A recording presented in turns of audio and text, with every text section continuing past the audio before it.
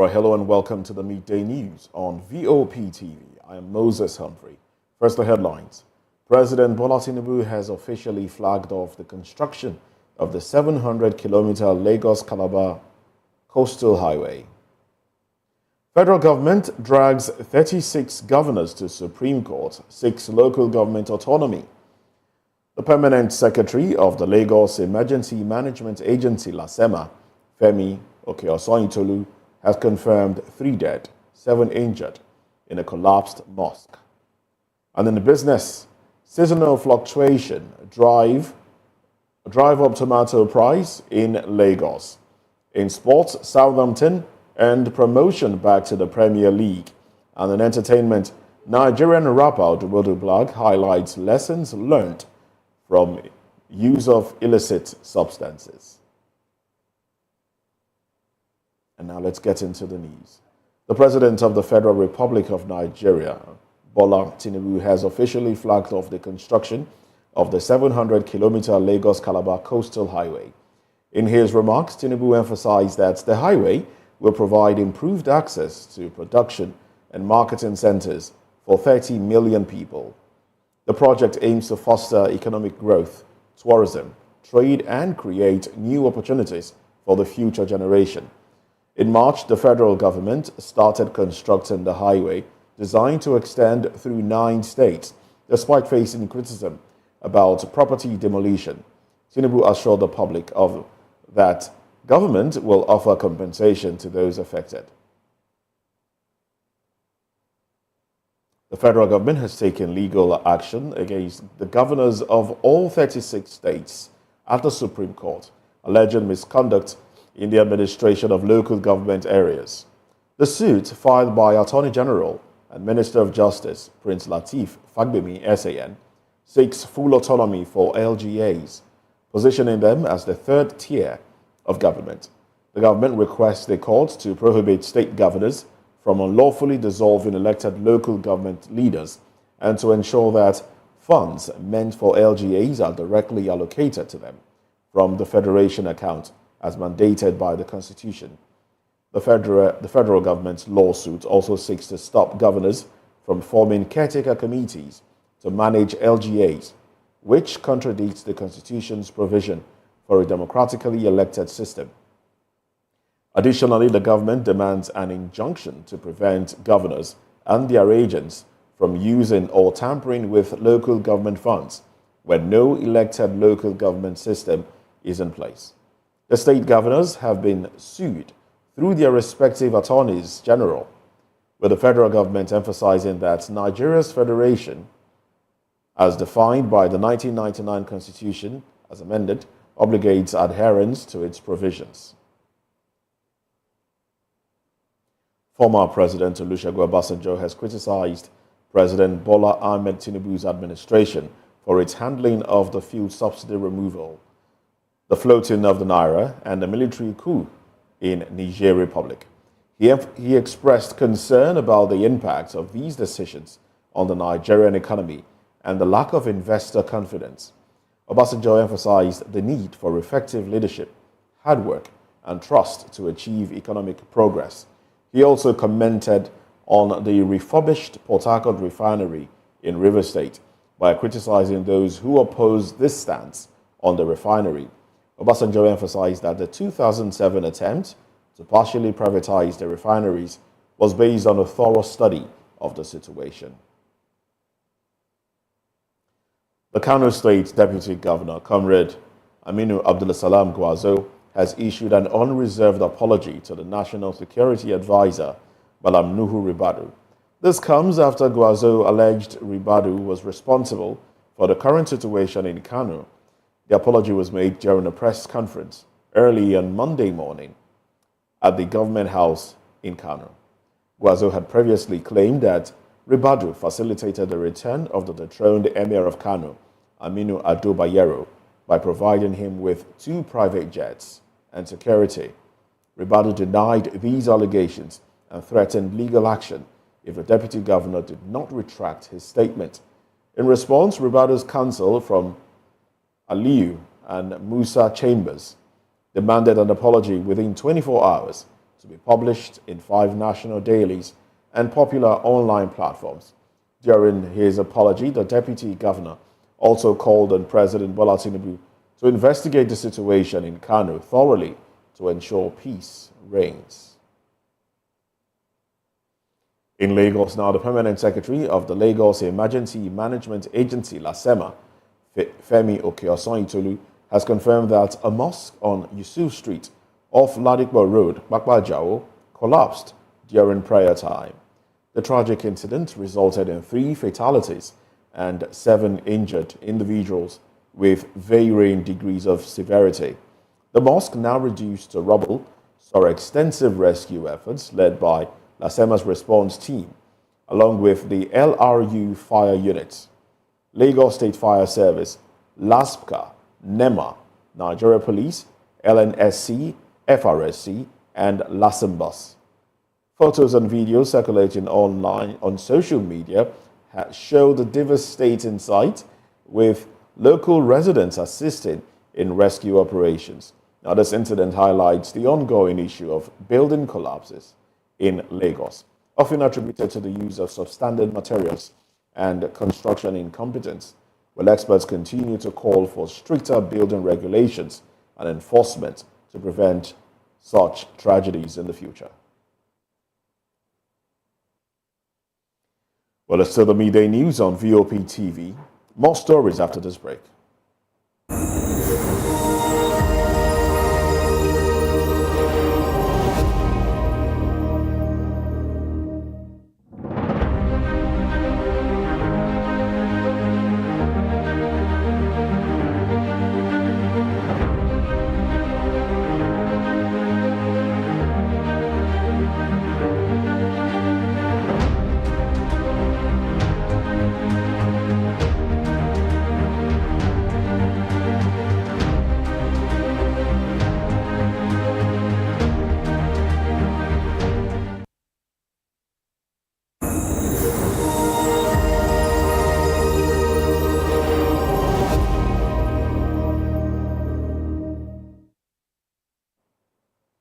Well, the federal government of Nigeria has announced the postponement of the inauguration and retreat for members of the governing council of its tertiary institutions.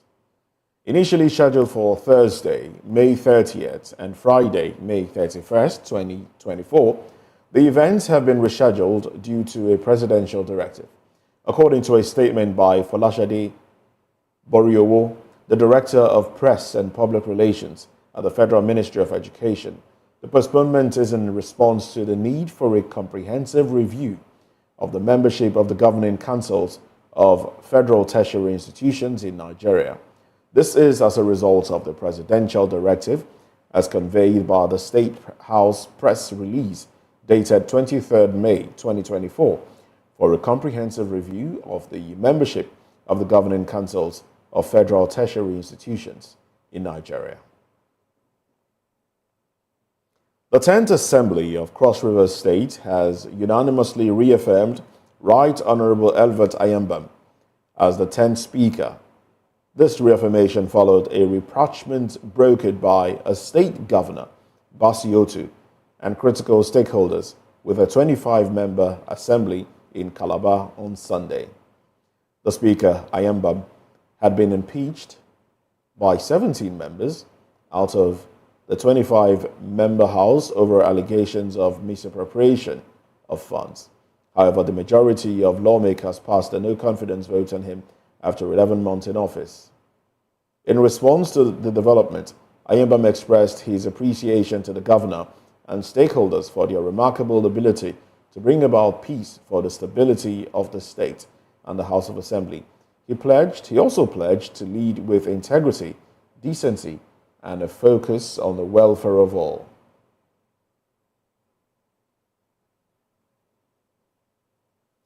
Nigerian businesses are grappling with soaring transport costs, which have significantly impacted their operations. The rise in fuel prices and poor infrastructure are major contributors to the increased expenses. According to a recent survey, transport costs for goods and services have surged by over 50% in the past year. This escalation affects not only the profitability of businesses, but also the prices of goods and services for consumers, further fueling inflation. Small and medium-sized enterprises are particularly hard hit, with many struggling to maintain their operations amid these rising costs. In other news, despite the challenging economic environment, Nigeria's tech sector has shown resilience with moderate growth. The sector has benefited from increased digital adoption and investment in technology infrastructure, while startups in fintech, e-commerce, and health tech have attributed significant funding, contributing to the sector's expansion. However, industry experts caution that the sector's growth could be hampered by regulatory uncertainties and the broader economic challenges facing the country. The tech industry remains a vital part of Nigeria's economic diversity, with potential to drive innovation and job creation. And now to agriculture. Nigeria's agriculture sector presents a mixed outlook as it contends with climate change and security challenges, while the sector saw modest growth of 0.18% in Q1 2024. Adverse weather conditions and insecurity in key farming regions have disrupted production and supply chains. The rainy season has particularly affected the harvest of crops such as tomatoes, contributing to price spike.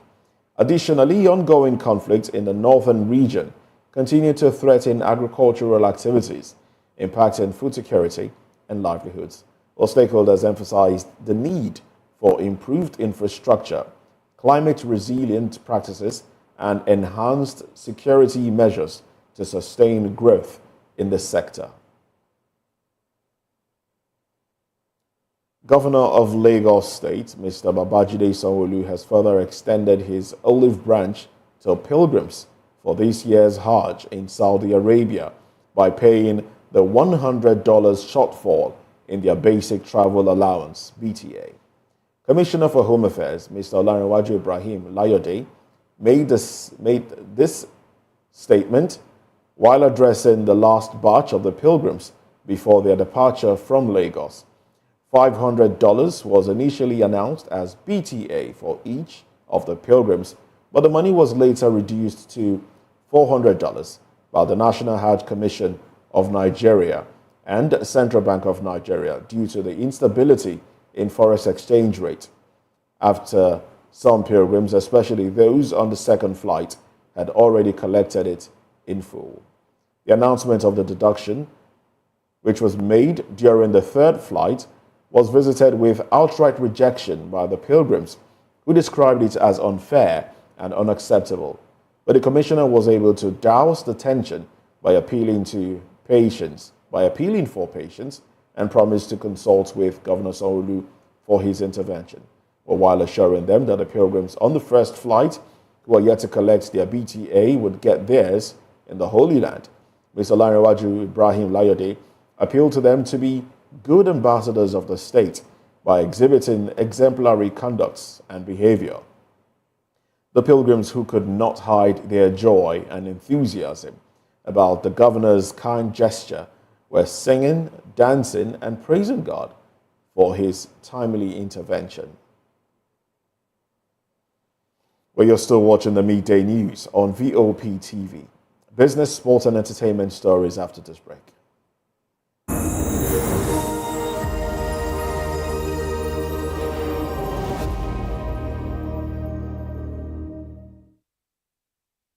From the views on the street, we go to bed empty hunger, to the blaring horns of a hustling city, the loudest voices of the common man got a medium to be heard. This particular administration, they were coming unprepared. It's not a bad thing to renovate the president's lodge. Through top-notch programming, unbiased reportage of news, sports, business, entertainment, and cultural documentaries, Voice of the People 90.3 FM became a symbol for 21st century media. And now, A new baby is born. Voice of the People Television, VOP TV, youthful, full of vigor and penchant for excellence in the continent's media space, exposing the wrongs, applauding the rights, dissecting the news without fear or favor, through factual and accurate stories and contents. Corruption kills three things that makes a society. Representing the interests of the people and giving them a voice. Voice of the People TV is here to stay towards building a fair society. VOP TV, Voice of the People Television, truly a voice for the people.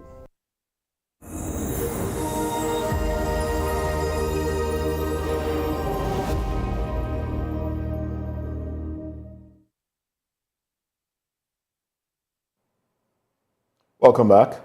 Well, the price of fresh tomatoes in Lagos has surged by over 100% in May due to seasonal fluctuations and the onset of the wet season. Traders report that premium quality fresh tomatoes now cost between 140,000 naira and 150,000 naira per basket, up from 50,000 naira to 80,000 naira in April. Lower quality tomatoes, often those damaged during transportation, sell for around 60,000 naira to 100,000 naira, a significant increase from 30,000 naira last month. Now, this spike is also reflected in other Nigerian cities like Warri, Onitsha, and Abuja, where prices have similarly doubled. The rising costs add to Nigeria's ongoing inflation crisis, which has seen food inflation reach 40.53% in April.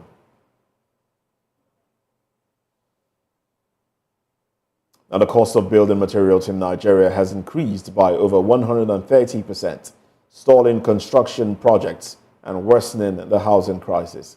Cement prices have risen from 4,300 naira per bag in May 2023 to between 7,500 naira and 8,000 naira in May 2024. The prices of other materials like doors, windows, and iron rods have also seen significant hike, with double steel doors now costing up to 300,000 naira, up from 80,000 naira last year. This inflation has led to numerous abandoned projects and has severely impacted professionals in the construction industry, causing dispute over increased cost and leading to legal actions. Experts warn that the continuous rise in building material costs could exacerbate Nigeria's housing deficit, which currently affects over 28 million people. And now to sports. Southampton has earned promotion back to the Premier League following a 1-0 victory over Leeds United in the Championship playoffs final at Wimbledon Stadium. Joe Aribo played the full 90 minutes in the tightly contested match. Adam Armstrong recorded the decisive goal in the 24th minute, receiving a superb pass from Will Smallbone and slotting it into the far corner of Ian Messler's goal. The win sees Southampton join Leicester City and Ipswich Town as the three teams promoted to the Premier League.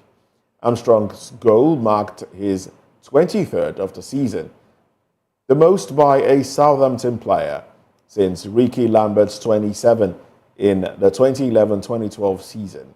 Now, this victory also marked Southampton's 100th goal of the season, a milestone last achieved in the 2009-2010 season. Nigerian rapper Odumodu Black recently shared his experience with drug abuse during his time as an undergraduate student. Speaking at a concert in Houston, Texas, USA, the artist revealed that he used to indulge in illicit drugs, specifically crack cocaine, while studying at the University of Lagos, UNILAG, in 2014. However, he eventually decided to give up this harmful habit. The lesson Odumodu Black learned from his drug abuse experience was one of determination. He emphasized that drug abuse is dangerous to one's health and urged his audience to reflect on their own goals and aspirations. Well, that's it on the Midday News on VOP TV. Before we go, another quick look at our major headlines. President Tinubu has officially flagged off the construction of the 700-kilometer Lagos-Calabar coastal highway. Federal government drags 36 governors to Supreme Court, seeks local government autonomy. The permanent secretary of the Lagos Emergency Management Agency, LASEMA, Femi Okeosanyitolu, has confirmed 3 dead, 7 injured in a collapsed mosque at Bakbajao. In business, seasonal fluctuations drive up tomato price in Lagos. And in sports, Southampton earned promotion back to the Premier League. Also, not leaving out entertainment, where Nigerian rapper Odumadu Black has highlighted lessons learned from illicit substance usage. Well, that's it on the Midday News on VOP TV. Do well to subscribe to our YouTube channel. We are Voice of the People on YouTube, and on other social media platforms, we are at VOP TV Live. I am Moses Humphrey. Good afternoon.